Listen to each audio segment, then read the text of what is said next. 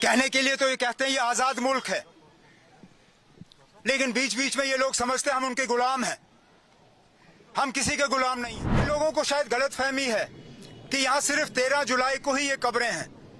ये भूल जाते हैं कि ये कब्रें हमारी शहीदों के ये साल के तमाम दिन यहाँ पे हैं। बड़े अफसोस की बात है कि वो लोग जो खुद इस बात का दावा करते हैं कि उनकी जिम्मेदारी सिर्फ सिक्योरिटी और लॉ एंड ऑर्डर है,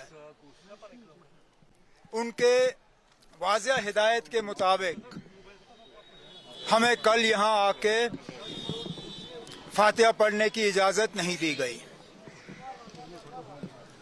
सबको सुबह सवेरे ही अपने घरों में बंद रखा गया।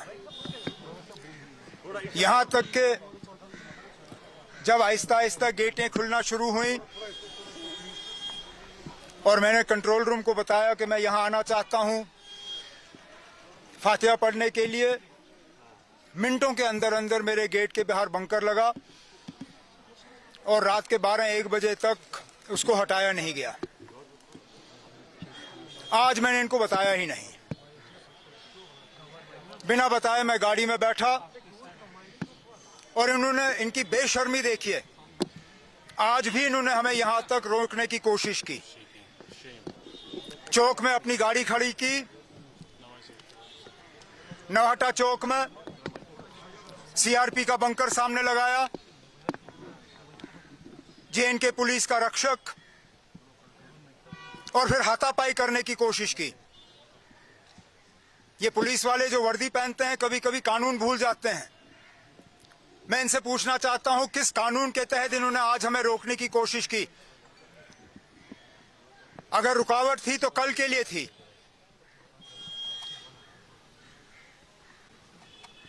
कहने के लिए तो ये कहते हैं ये आजाद मुल्क है, लेकिन बीच बीच में ये लोग समझते हैं हम उनके गुलाम हैं। हम किसी के गुलाम नहीं हैं। हम अगर गुलाम हैं तो यहाँ के लोगों के गुलाम हैं। हम अगर खादिम हैं तो यहाँ के लोगों के खादिम हैं।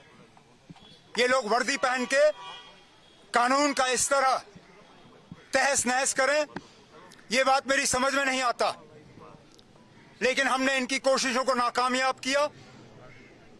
इन्होंने हमें पकड़ने की कोशिश की, हमारे झंडे को फाड़ने की कोशिश की, लेकिन इनकी तमाम कोशिशें आज नाकामयाब रहीं। हम आए, हमने फातिहा पढ़ा। इन लोगों को शायद गलतफहमी है कि यहाँ सिर्फ 13 जुलाई को ही ये कब्रें हैं। ये भूल जाते हैं कि ये कब्रें हमारी शहीदों के ये साल के तमाम दिन यहाँ पे हैं। चलिए 13 जुलाई ना सही, 12 जुलाई, 14 जुलाई, 15 जुलाई, दिसंबर, जनवरी, फरवरी, कब तक रोकेंगे? हमारी जब मर्जी होगी हम यहाँ आएंगे जरूर, और इन शहीदों को हम याद करेंगे।